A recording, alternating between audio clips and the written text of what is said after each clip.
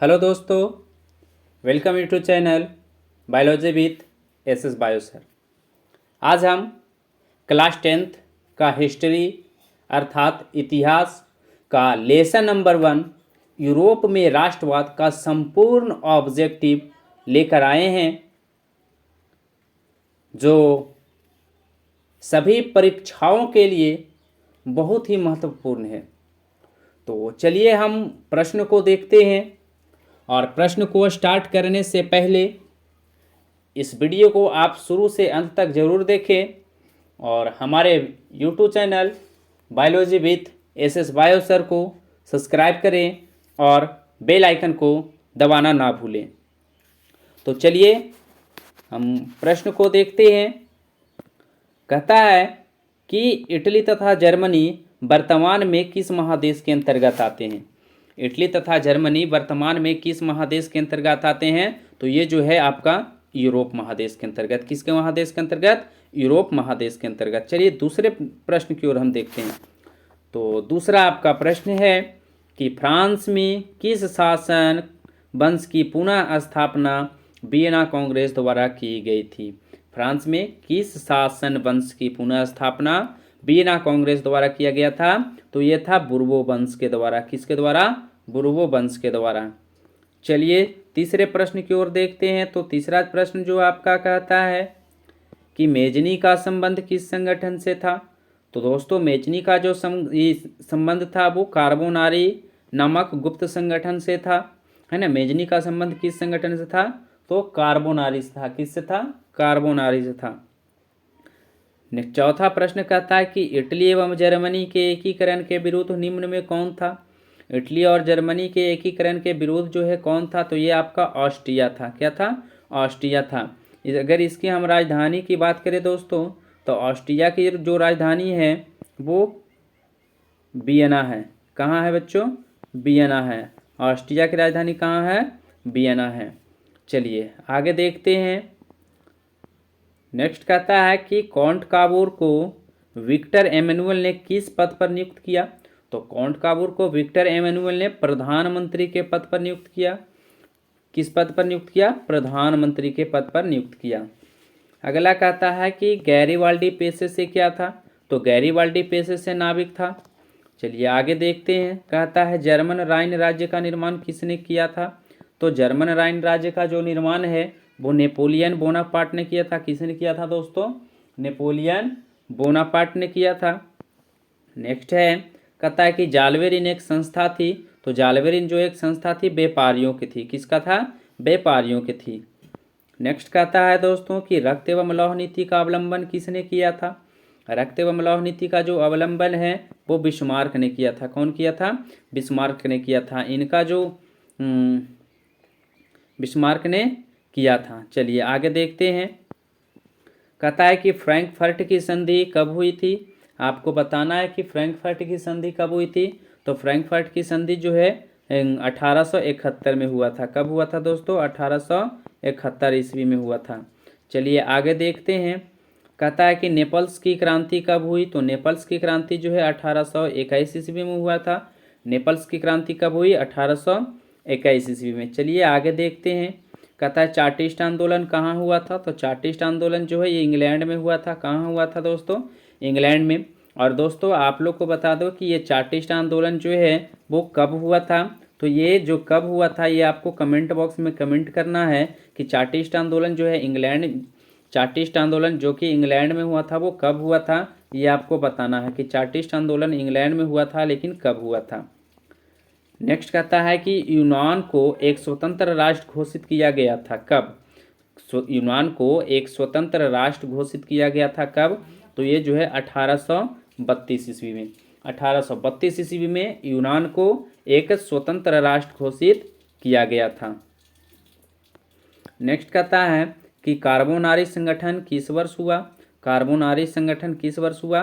तो ये जो है 1810 ईस्वी में। कार्बोनारी संगठन किस वर्ष हुआ? तो 1810 ईस्वी में। नेक्स्ट कहता है कि एड्रियानोपुल की संधि जो है कब हुई थी? तो एड्रियानोपुल की जो संधि हुई थी 1829 ईस्वी में हुआ था। कब हुआ था? तो 1829 ईस्वी में।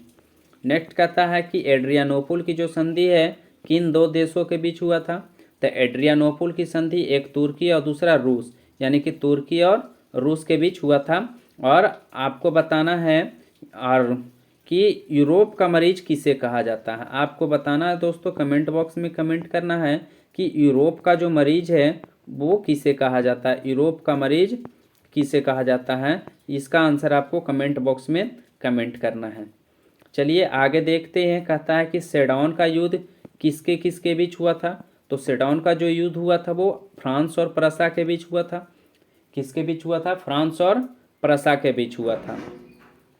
कहता है कि पोलैंड के विद्रोह को किसने कुचल दिया। तो पोलैंड का जो विद्रोह है वो रूस ने कुचला था। क्या किया था? रूस ने हरा दिया था, कुचल दिया था। चलिए आगे देखते हैं। कहता है कि 1870 में फ्रांस और प्रसा के बीच का जो युद्ध हुआ था वो कहाँ हुआ था। 1870 में फ्रांस और प्रसा के बीच का युद्ध कहाँ हुआ था। तो ये सेडौन में हुआ था। कहाँ हुआ था? सेडौन में हुआ था। इसलिए 1870 के युद्ध को सेडौन का युद्ध भी कहा जाता है। क्या कहा जाता है? 1870 के युद्ध को सेडौन का युद्ध भी कहा जाता है। चलिए आगे देखते हैं। नेक्स्ट कहता है कि यूरोप वासियों के लिए किस देश का साहित्य एवं ज्ञान विज्ञान प्रेरणा स्रोत रहा। तो यूरोप वासियों के लिए जो यूनान था, यूनान साहित्य एवं ज्ञान विज्ञान प्रेरणा स्रोत रहा। कहता है युवा इटली संस्था का विकास किसने किया, है ना। युवा इटली संस्था का विकास किसने किया। तो ये मेजनी ने किया था। कौन किया था? मेजनी ने किया था। युवा इटली संस्था की जो स्थापना है वो मेजनी ने कब किया था, कब किया था। तो इसका भी आपका जो आंसर है वो कमेंट बॉक्स में आपको कमेंट करना है। चलिए आगे कहता है कि बिस्मार्क क्या था। आपको बताना है बिस्मार्क क्या था। तो बिस्मार्क था कूटनीतिज्ञ। क्या था? कूटनीतिज्ञ। बिस्मार्क क्या था? कूटनीतिज्ञ था। चलिए आगे देखते हैं दोस्तों। कहता है कि सार्डिनिया पिडमोंट का शासक कौन था। सार्डिनिया पिडमोंट का शासक कौन था। तो ये जो था विक्टर एमेनुअल था। कौन था? विक्टर एमेनुअल था, है ना। विक्टर एमेनुअल था। चलिए आगे देखते हैं। अगले प्रश्न की ओर हम बढ़ते हैं। तो आपका अगला जो प्रश्न है वो कहता है कि यूनान स्वतंत्रता आंदोलन के दौरान कौन ब्रिटिश कवि शहीद हुए। यूनानी स्वतंत्रता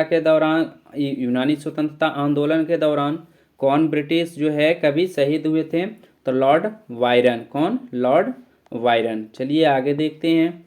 कहता है कि जालवे राइन की स्थापना किस राज्य ने की। तो जालवे राइन की स्थापना जो है ये प्रसा ने किया था। कौन किया था?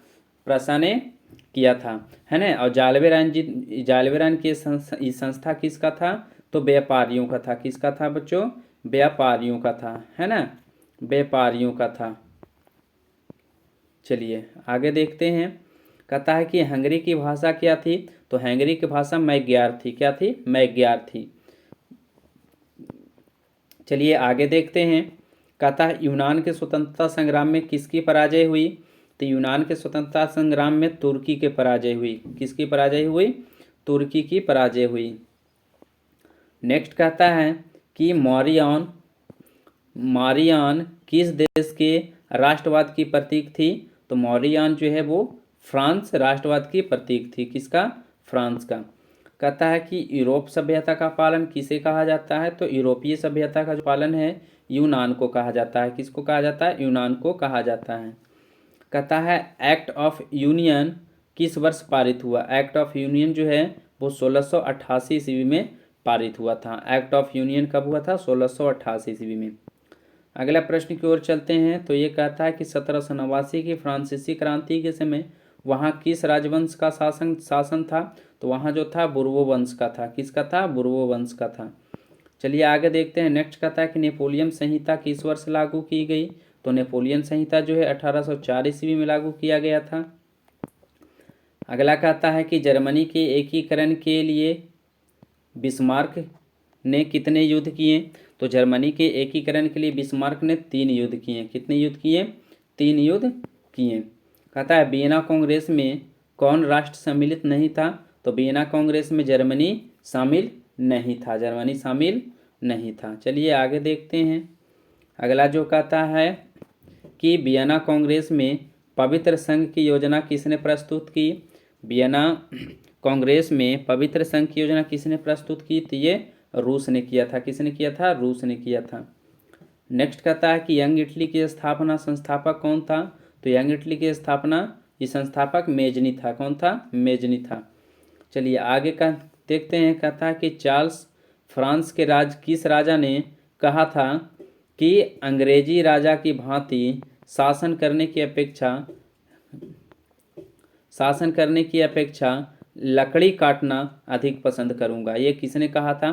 तो ये जो है चार्ल्स दसम ने कहा था। किसने कहा था? चार्ल्स दसम ने कहा था। चलिए आगे देखते हैं। नेक्स्ट कहता है कि प्रसा का शासक कौन था? तो प्रसा का शासक विलियम प्रथम था। कौन था? विलियम प्रथम था। चलिए आगे देखते हैं। कहता है कि यूरोप का मरीज किसे कहा जाता है? तो यूरोप का मरीज तुर्की को कहा जाता है। किसे कहते हैं? तुर्की को कहते हैं।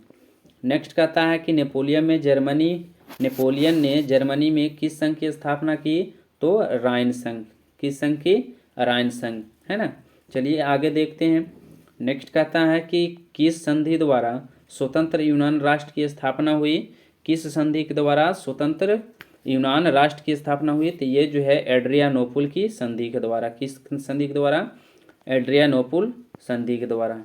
नेक्स्ट कहता है कि यंग यूरोप की स्थापना किसने की थी? तो यंग यूरोप की जो स्थापना है ये मेजनी ने किया था। कौन किया था? मेजनी ने किया था।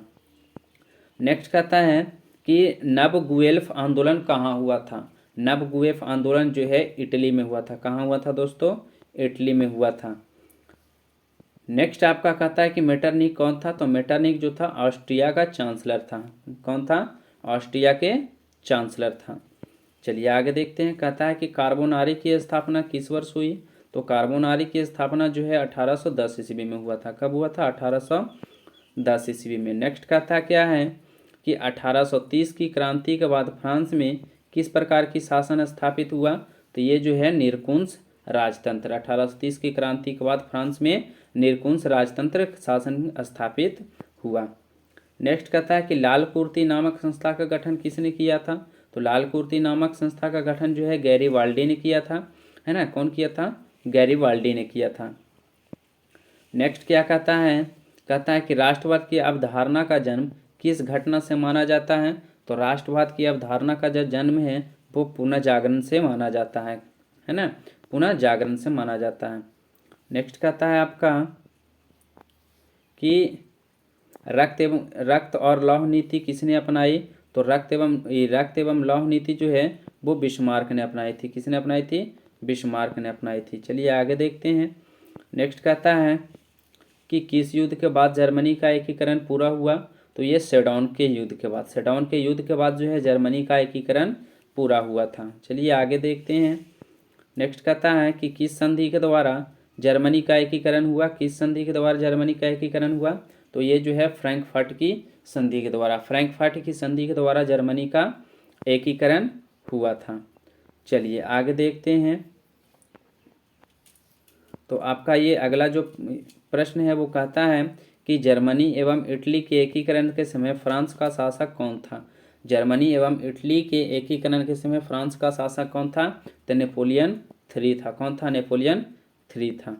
तो चलिए आपका पहला लेसन से इतना ही जो प्रश्न है आपको पूछेगा। पूरा जो फर्स्ट लेसन से जितने भी ऑब्जेक्टिव प्रश्न बने थे आप लोग के सामने हम बता दिए हैं। इसी तरह से जो है अगले वीडियो हम अगले दिन लेकर आएंगे। तब तक के लिए जय हिंद, जय भारत, वंदे मातरम।